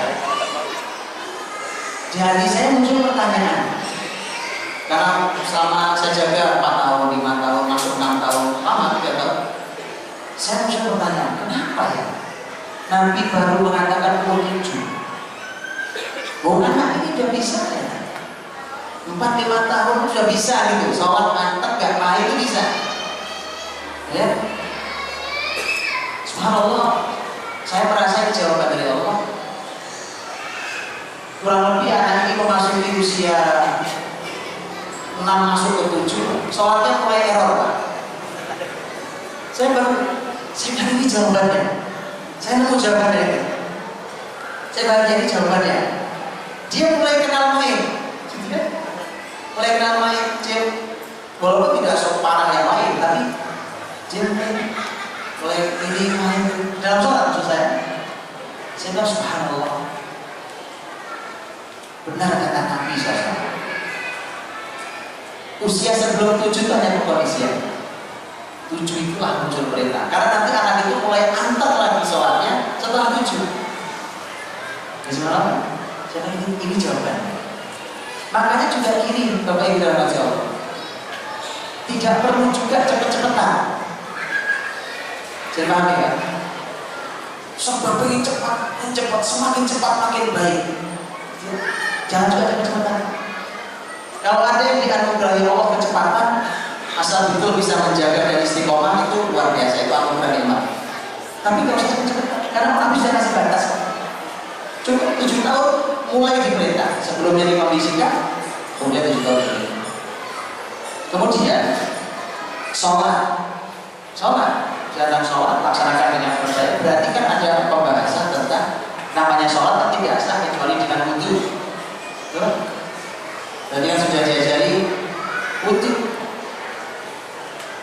Sholat tidak sah kalau ada najis. Berarti harus diajari tentang izalatun najasah. Bagaimana cara menghilangkan najis. Belajar toharohnya mulai jalan sebelum 7. Jadi kalimat itu tuh panjang pembahasannya dan seterusnya. Kemudian ada pembahasan 7 sholat itu. Ternyata para ulama menyampaikan bahwa sebagian ulama mengatakan Nabi memang menyebut sholat, tetapi ini adalah merupakan satu contoh ibadah besar, bahkan yang terbesar yang disebut, sehingga ibadah wajib lainnya ikut ke sholat. Apa maksudnya? Ada puasa wajib, puasa Ramadan, setelah kita puasa. Anaknya sudah 7 tahun kasih perintah puasa. Berarti sebelumnya dimulai dengan ilmu puasa kan, kayak tadi sholat, sebelumnya ada toharoh dan segala macam. Sama sholat juga gitu. Puasa juga sama gitu. Dikasih ilmu tentang puasa Ramadan, umur 7 tahun mulai diperintah karena itu wajib. Dan nanti juga ada pembahasan tentang tema pakaian. Berpakaian sesuai dengan pakaian Islam, laki dan perempuan beda. Kita tahu dalam Islam laki perempuan punya pakaian yang berbeda, dan itu dibahas oleh para ulama. Kapan putri-putri kita mulai diajari berjilbab? Karena masalahnya bukan. Jadi kalau mengajari beginian ini setelah balik itu sudah terlambat semua. Balik baru diajari sudah terlambat semua. Ngajari berjilbab, balik baru diajari sholat, baru diajari toharoh, baru diajari, itu sudah terlambat jauh banget. Kenapa jawabannya? Lihat Nabi di zaman beliau, anak-anak balik itu laki-laki kurang lebih 15 tahun. 15 tahun baru balik. Tadi sholat mulai diperintah umur 7 tahun. 7 ke 15 itu sendiri sudah 9 tahun. Sudah 9 tahun. Artinya kalau balik baru diajari sholat, maka sebenarnya yang terjadi adalah kita terlambat 9 tahun. Berarti begitu juga yang lainnya, tentang puasa, tentang segala macam ibadah-ibadah wajib. Kemudian tentang berpakaian. Wanita, perempuan mulai diajari berhijab, ulama berbeda pendapat kapan dimulainya. Ulama Syafi'iyah mengatakan bahwa para anak-anak putri santri kita mulai diajari berjilbab, tidak sama antar anak, tetapi bisa jadi tidak sama. Kalimatnya adalah indama tushbah. Ketika anak perempuan ini mulai disenangi, mulai diminati, disenangi temannya, ya, itu harus sudah dijilbabi. Belum balik, kalau udah balik udah siap dinikahi. Ini mulai disenangi, ya. Itu indama tushbah. Artinya itu semua ada panduannya di sana. Nah, kalau sudah begitu masuk setelah 7 itu berarti prosesnya penjagaan. Sholat diperintah dijaga, puasa diperintah dijaga, dan seterusnya, wajib wajib dijaga, sampai umur 10 evaluasi besar-besaran. Umur 10. Karena Nabi mengatakan, "Wadribuhum 'alaiha wa hum abna 10 sinin." Pukullah anakmu. Bapak Ibu perlu belajar tentang memukul yang sesuai dengan panduan Islam seperti apa. Mukul ya mukul, tahu mukul ya? Atau saya perlu contohkan? Sini saya tahu ya mukul ya, gak usah tafsirkan macam-macam. Ini kalimat Rasul, kalimat sakral. Mukul ya mukul. Dorong dalam bahasa Arab mukul. Makanya saya bilang kalau ada yang mau saya contohkan, saya contohkan sini. Dorong itu mukul. Loh kok Nabi ngajarin kekerasan? Jangan salah, Nabi gak pernah keras. Ini pendidikan mas. Yang menghilangkan konsep ini generasi seperti hari ini anak gak bisa diatur. Gurunya capek, orang tua pusing. Negara rapid. Makanya jangan coba melawan Rasul. Kenapa? Karena urusan memukul itu dalam Islam ada panduannya. Saya tulis makalah dalam hal ini, saya dapatkan belasan panduan dalam tema hukum itu. Jadi ada ilmunya, harus diilmui dulu. Berarti bapak ibunya harus belajar ilmu ini, para guru juga belajar ilmu ini. Dievaluasi, kewajiban ini dijalankan dievaluasi. Wadribuhum 'alaiha wa hum abna 10 sinin. Wa farriqu bainahum fil madajih, pisahkan tempat tidurnya. Nah, ini pembahasannya juga panjang. Pisah tempat tidur itu urusannya antar saudara kandung laki dan perempuan. Kalau kemarin boleh tidur bareng satu tempat tidur, umur 10 harus misah saja. Itu suka ada pertanyaan, dan ini pentingnya kita mau ilmu cara jawabnya gimana. Kalau begitu kita pisahkan, nah kamu mulai besok tidak boleh tidur sama adik ya, karena umurmu sudah 10 tahun. Kira-kira apa jawabannya? Kenapa? Kenapa? Disitulah aku harus tahu cara jawabnya. Tahu cara jawabnya? Usah cuma lagi saya tuh enak lempar-lempar saja ya. Begitu pentingnya orang mengerti. Itu kesempatan ketika dia nanya kenapa, itu kesempatan menjelaskan. Masya Allah, dengan bahasa yang bisa dipahami anak. Dan itu sebenarnya Bapak Ibu ada pembahasan tentang tema besar yang hari ini menyesatkan tentang sex education. Menyesatkan. Jadi karena beda, Islam belajar sex education tujuannya supaya suci.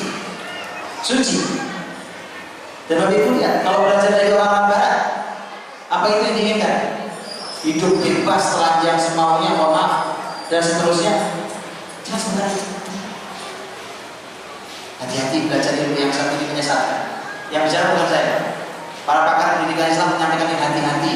Ini kendaraan yang sangat efektif untuk merusak generasi. Tema sex education. Kalau nggak percaya buka bukunya Dr. Adnan Baharif tentang judulnya Tarbiyah Jinsiyah. Tarbiyah Jinsiyah, sex education. Dia itu ada bahasa tentang. Jadi tidak tiba-tiba kemudian cuma di anak di seminar kan tentang tema itu bahaya. Karena Islam mengajarkan seperti itu dengan cara halus, sangat halus. Sholat saja ada pelajaran tarbiyah jinsiyah, sex education kan. Terus sekarang kayak masjid begini loh. Saya walaupun belum lihat kamar mandinya, tempat wudunya, saya yakin dipisah, betul kan? Begitu mau yang laki sebelah situ, yang perempuan sebelah situ. Itu pemisahan kan biasanya. Sholat, semua juga tahu yang laki sholatnya di depan, perempuan sholat di belakang. Tanpa kita sadari ada pelajaran sex education di dalam urusan sholat. Begitu urusannya 10 tahun langsung pisah. Itu sama saudara kandung.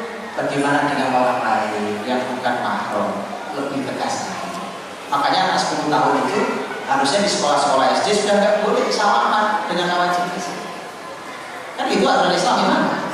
Ini gurunya Pak, sudah nggak boleh bukan mahramnya kecuali gurunya ibunya sendiri atau bapaknya sendiri. Bukan mahram. 10 tahun.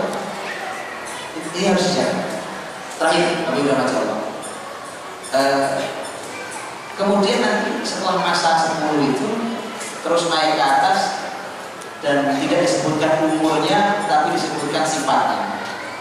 Umurnya tidak disebutkan karena beda-beda setiap orang. Itu masalah al-bulu, yaitu masalah balik. Quran bicara masalah balik, hadis Nabi bicara balik, fikih balik panjang lebar dibahas oleh para ulama, para ilmu. Itu harus dipahami, diketahui balik seperti apa. Bagaimana bersikap ke mereka? Karena sudah berubah. Kalau sudah balik itu anak sudah bukan anak lagi, bukan anak lagi. Dia sudah dewasa sejajar dengan kita. Sudah tanggung jawab dunia akhiratnya sama dengan kita. Walau secara usia beda dengan kita. Walaupun kita bapak ibunya, tapi kalau sudah balik sudah setara sejajar dalam usia. Makanya kalau tidak disiapkan dan keburu balik itu bahaya. Dan yang paling terakhir nanti adalah tentang pembahasan usia rusda. Usia rusda ada dalam surat An-Nisa ayat yang ke-5 dan ayat yang ke-6. Kalau kita lihat ayat yang ke-6, Allah berfirman bahwa kita yatama hatta idza balaghul nikah fa in anastum minhum rusda. Usia rusda.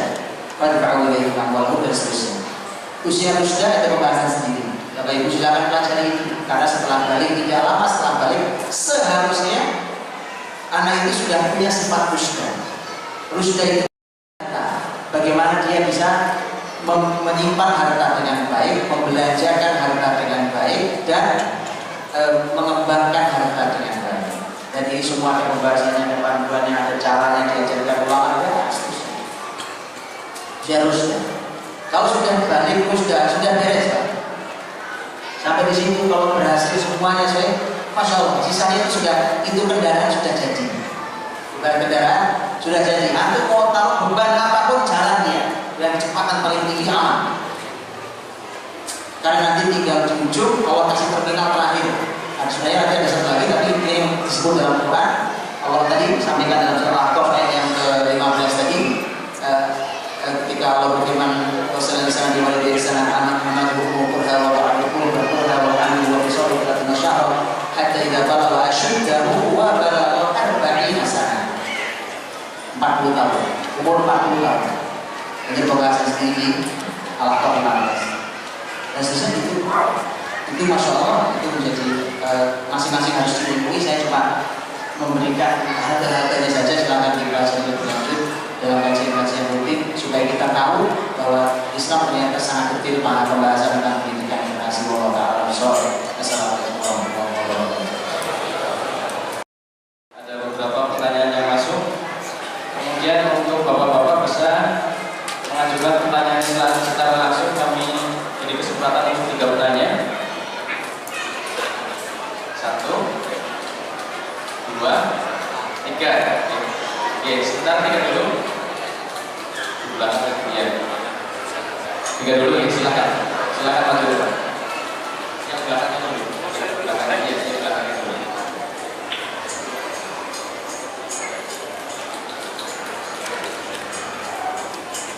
Cek. Bismillahirrahmanirrahim. Assalamualaikum warahmatullahi wabarakatuh. Selamat siang Ustaz Beliau Syarif. Alhamdulillah saya mahasiswa IAIN Purwokerto dan saya salah satu fans dari Ustaz ya. Saya nyimak beliau dari YouTube, dari acara beliau di Trans7 dan sebagainya. Ustaz, umur saya sekarang 21 tahun Ustaz. Kira-kira boleh kasih tahu nggak tips kalau umur sekian itu harusnya apa yang dipelajari dan harusnya sudah bisa apa kalau memang dalam konsep Islam Ustaz. Kalau yang kedua, satu lagi mungkin nggak masuk nggak masuk tema, cuma saya ingin tanyakan bagaimana Ustaz, saya kan di jurusan dakwah IAIN. Jadi bagaimana cara Rasulullah berdakwah dan mungkin sedikit digambarkan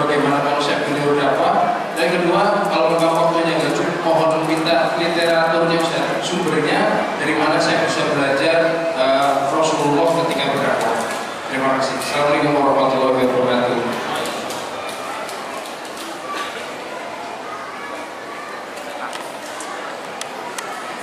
Assalamualaikum warahmatullahi wabarakatuh. Pertanyaannya adalah, tadi ada sebuah konsep pembelajaran yang dimana ketika masa tabiin itu ada saran balik ya. Ketika belajar Quran, dia belajar iman. Artinya ada tahapan iman sebelum belajar Quran. Nah, saya masih kurang paham adalah apakah ada seperti ada tadi hasil tadi 3 tahun atau 4 tahun untuk belajar iman dulu, kering waktunya, dan seperti apa mengajarkannya? Apakah ketika kita belajar mengajarkan iman itu tanpa belajar Quran dulu? Jadi total iman sampai berapa tahun baru kita total Quran? Karena yang saya perhatikan juga di seperti halnya di kitab Al-Fatih juga ada pembelajaran tahfiz Quran ya. Ada hafal Quran, artinya di situ cara belajarnya iman sebelum Quran itu seperti apa? Apakah maju mundur, artinya iman terus Quran lagi, iman Quran lagi, atau ada yang benar iman tanpa belajar Quran? Gitu.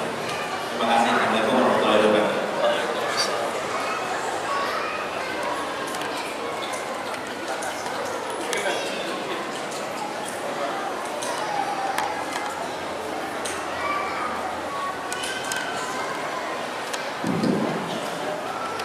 Assalamualaikum warahmatullahi wabarakatuh.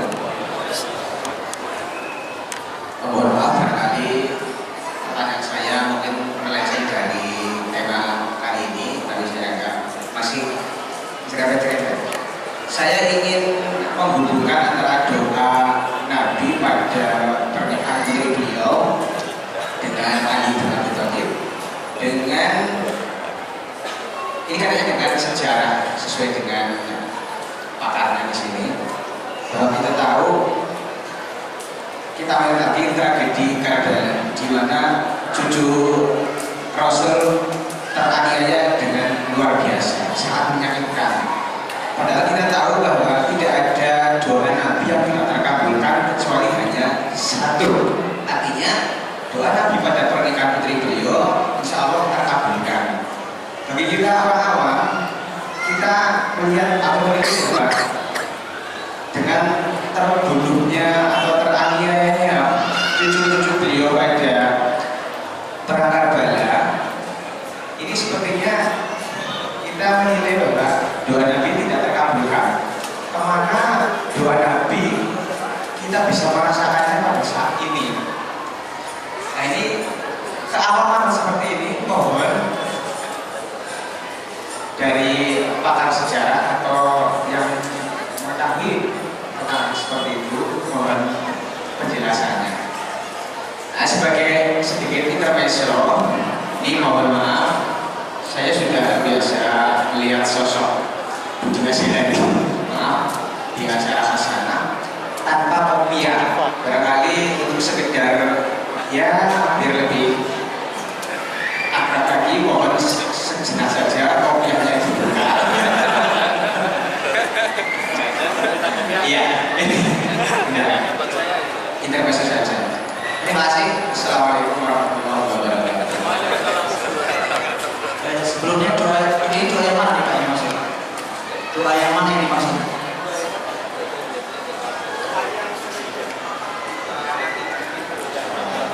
Doa yang mana?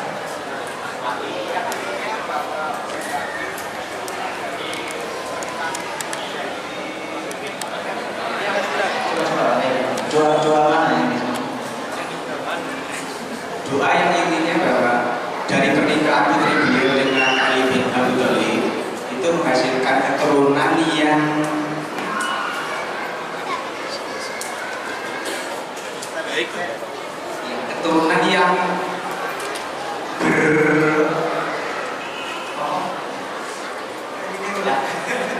kita semua paham lah sangat itu. Saya nggak paham masalahnya Pak. Jadi kalau semua paham saya nggak paham.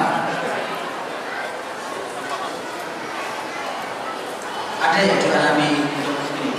Ada itu setiap undangan, undangan, apa-apa itu aja. Kita diminta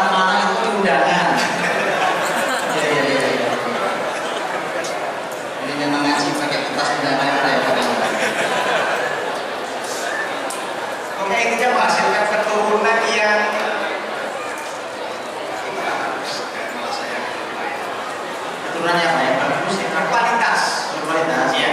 Berkualitas. Ya, mohon penjelasan.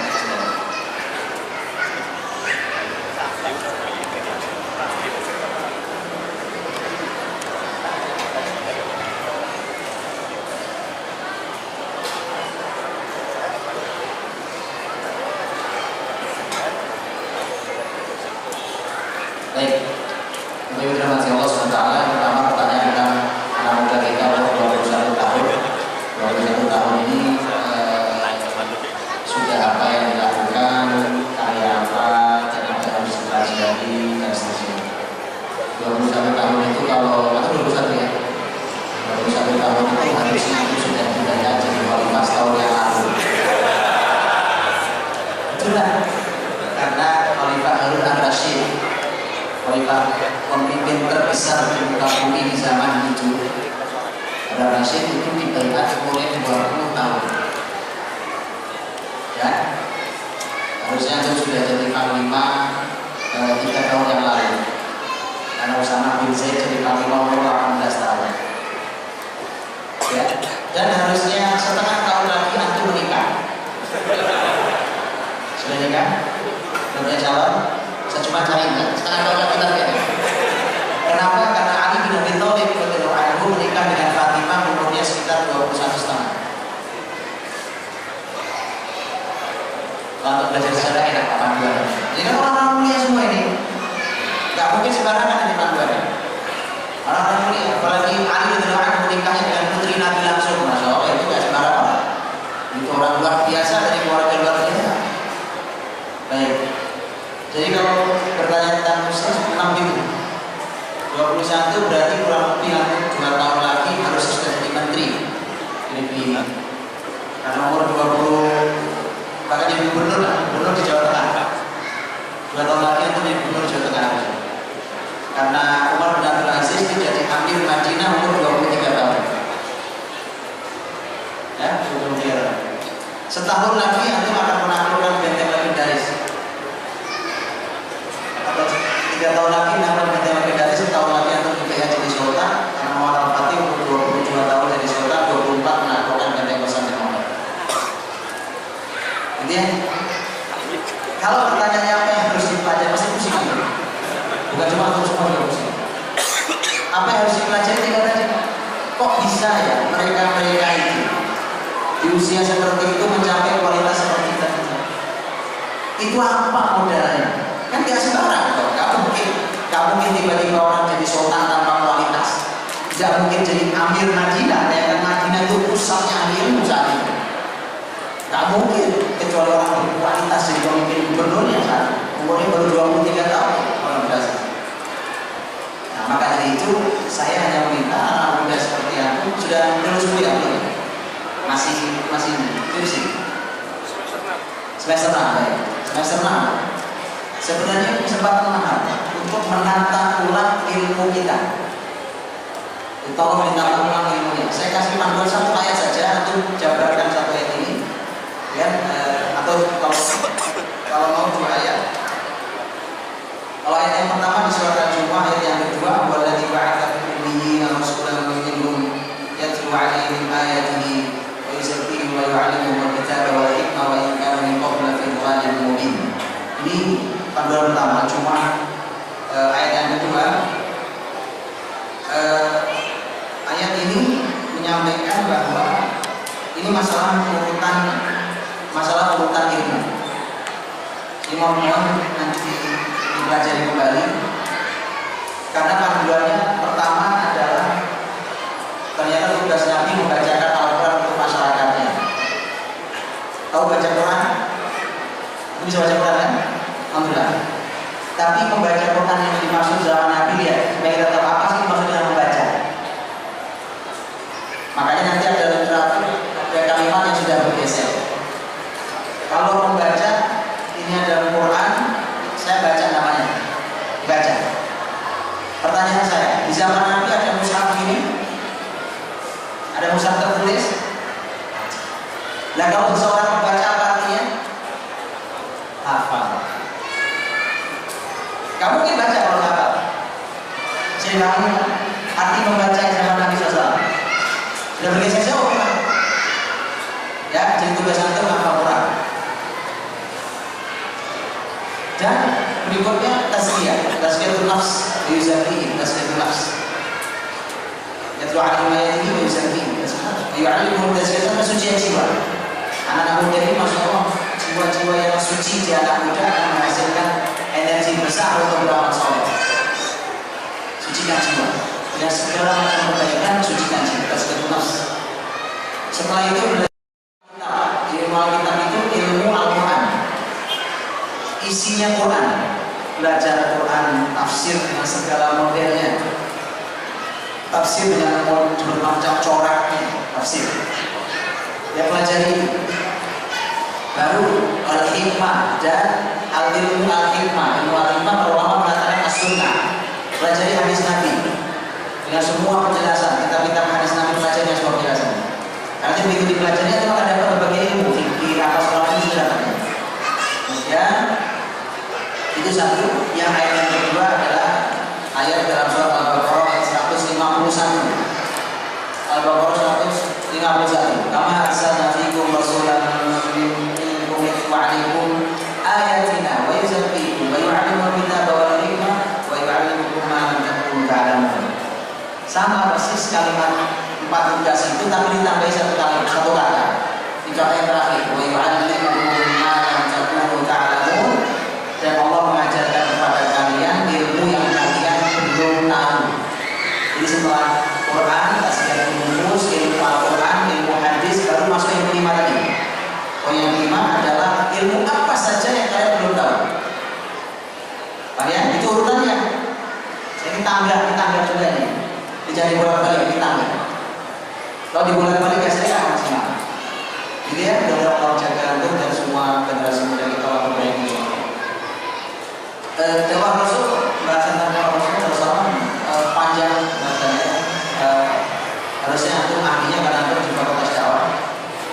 Panjang bahasanya, banyak sekali literatur, banyak sekali kitab. Ya kan? Nanti kita bicara kalau karena pembahasan tentang dakwah Nabi SAW tentang dakwah luar biasa. Saya contoh satu ini menarik unik menurut saya unik. Ada buku judulnya Da'watul Nabi lil A'rab, dakwah Nabi untuk orang-orang Arab Badui. Kenapa menarik Arab Badui? Karena Arab Badui itu Al-Quran disebut Al-A'rabu asyaddu kufran wa nifaqan wa ajdaru an la ya'lamu hududa ma anzalallahu ala rasulih. Orang Arab Badui ini sangat kafir, sangat munafik, sangat tidak tahu hukum Allah yang diturunkan pada Rasul. Jadi menjadi menarik. Jadi masyarakat yang kayak begini coraknya, depan dia kayak apa? Kalau yang bukan Arab Badui, Arab yang lain, nggak begini apa? Ya, jadi belajar. Ini salah satu. Belum lagi nanti ada orang membahas tentang mura'at al-mukhawabin. Dakwah Nabi itu juga sangat memperhatikan dulu bicara sama siapa. Itu ada buku sendiri. Pertanyaan yang sama, jawaban bisa beda, gitu kan? Baik. Pembahasan tentang iman untuk anak, iman seluruh untuk anak begini. Yang dimaksud dengan hadis tadi adalah di mana para sahabat diajari Nabi iman, ilmu diajari iman, diajari ilmu iman sebelum ilmu Al-Quran. Makanya begini. Tadi saya sudah sampaikan ya di ayat yang barusan. Poin 1 itu adalah poin yatlu 'alaihim ayatihi, tilawah Quran. Tilawah Quran. Di tilawah Al-Quran itu diperbanyak sampai hafal. Tapi setelah itu tazkiyatun nufus, ini iman, disucikan jiwa, baru bicara ilmu isinya, isi Qurannya.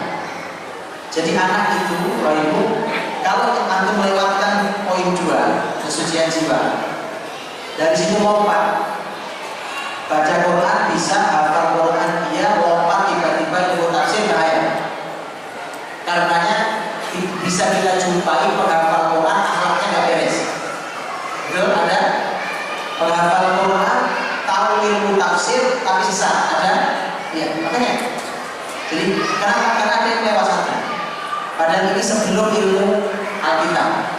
Itu penjelasan dari ini yang bisa berbahaya. Kalau dilewati karena ada kesucian jiwa, tazkiyatun nufus.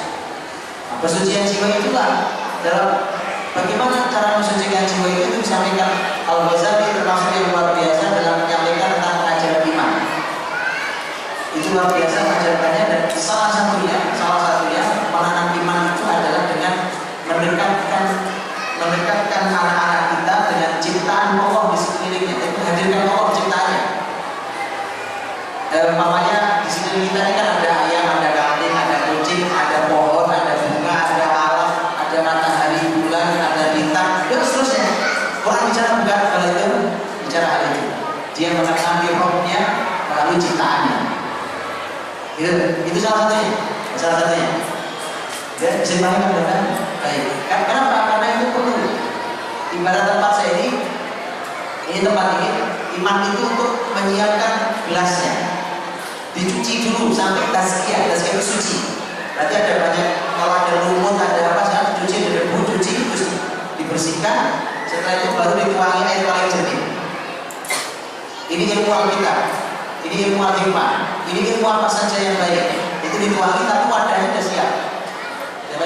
Kalau wadahnya masih kotor, kebayang, debu, lumut, segala macam di sini, saya tuangi air jernih, bisa minum kan? Itu ilmunya banyak tapi tidak mantap. Ya, kita tragedi Karbala. Kemudian dua nabi untuk pernikahan putri di Fatimah. Saya ingin memberikan saran. Belajar sejarah Nabi, mohon belajar yang berurut. Ada urutannya. Nanti kenapa perlu berurut? Fitnah yang terjadi antar sahabat terjadi di ujung Khulafaur Rasyidin. Itu di ujung sekali. Ya, di ujung. Di masa kepemimpinan sebenarnya mulai terjadi masalah di masa 6 tahun terakhir kepemimpinan Utsman, kemudian berlanjut di kepemimpinan Ali, kurang lebih 10 tahun. Itulah masa agak kacau, tapi sudah berakhir masa khilafah Ali Hajjah. Nanti kalau kita belajarnya dari depan, kita akan belajar tentang ukhuwah persaudaraan para sahabat. Mereka rela mengorbankan apa saja, bahkan nyawanya untuk saudaranya. Kemudian nanti ada konflik di ujung, kita akan menyikapi dengan baik di ujungnya. Karena kalau tidak, kita akan salah menyikapi, akhirnya kita akan yakin ini yang benar siapa Pak. Kita sering menang-menangan sampai menang. Dan ini efek dari tidak belajar berurut. Makanya mohon belajar ulang itu juga berurut. Nanti kita akan tahu kenapa yang suka kita lupa bahwa kita belajar cuma fitnahnya, tapi kita tidak belajar solusi akhirnya. Contohnya ketika terjadi peperangan dalam sejarah antara Ali radhiyallahu anhu dan Muawiyah radhiyallahu anhu. Ketika terjadi peperangan peperangan sebelumnya, kalau itu Siffin, peperangan sebelumnya Jamal antara kubu Ali dan ada kubu yang satu lagi, ada Aisyah, Thalha, Zubair, Majma'in, semua para sahabat Nabi, dan semua dijamin masuk surga. Ini masalahnya di kita. Kalau ini semua ahli surga. Ahli surga ternyata di dunia bisa perang. Sama-sama masuk surga, bisa perang di dunia. Ini contohnya nyata. Jadi surga jangan dikapling sendiri. Kalau dibagi saudaranya, ya. Ini sama-sama ahli surga ini.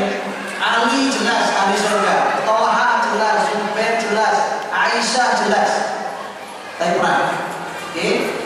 Di ujungnya semua nyesal bareng-bareng. Aisyah nyesal, Ali nyesal, semua nyesal. Ali nyesal. Sampai Ali pernah berkata pada anaknya Hasan, aku berharap andai aku sudah meninggal sekian tahun sebelum peristiwa ini, jadi gak perlu ada peristiwa ini. Penyesalan luar biasa. Dan sebenarnya Hasan termasuk yang tidak setuju, tapi sudah terjadi, ya. Jadi kalau tragedi Karbala nanti menjadi rangkaian dari itu. Bahasanya nanti akan tahu, kita berurut, walaupun ini bukan lagi antar sahabat, tapi ini ada cucu Nabi Sallallahu Alaihi Wasallam, Husain radhiyallahu anhu. Kemudian nanti ada pembahasan, dan ini rawan diputarbalikkan ketika tidak dalam pembahasannya. Ini mohon dibacanya yang dalam. Ini tidak cukup waktunya, banyak hukuman kayaknya. Satu lagi adalah doa Nabi untuk Fatimah. Saya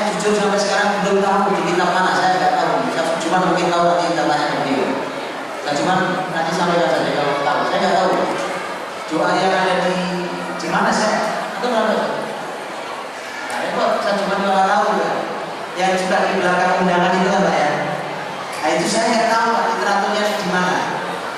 Kalau anggaplah kalau itu benar, saya juga nggak hafal bunyinya doanya itu. Tapi katanya Nabi berdoa agar pernikahan putri beliau ini menghasilkan anak yang berkualitas juga. Kalau itu sudah terbukti, anaknya Fatimah dan Ali semua berkualitas, Hasan, Husain semua berkualitas. Jadi kalau nggak ada hubungan dengan Karbala, nggak ada hubungan Karbala, karena Hasan, Husain kalau yang terbunuh di Karbala adalah Husain adalah dua-duanya manusia luar biasa. Khusus Hasan Nabi memuji tentang ini akan menjadi anak yang akan mendamaikan. Husain itu pemimpin yang luar biasa. Dua-duanya Hasan dan Husain Sayyidah Syababi al-Jannah. Hasan Husain dua-duanya adalah pemimpin para pemuda di surga. Ini kualitas hebat. Didik anak sampai masuk surga itu luar biasa. Ya, itu. Jadi kalau itu sudah berhasil, ya tidak ada hubungan dengan Karbala. Wallahu a'lam. Ini saya bingung, banyak sekali pertanyaan. Sementara waktu habis termasuk waktu dulu. Kita sebenarnya ingin membahas paling tidak beberapa pertanyaan yang Bapak Ibu kirimkan ke kami, tapi waktunya sudah berjalan dengan kita.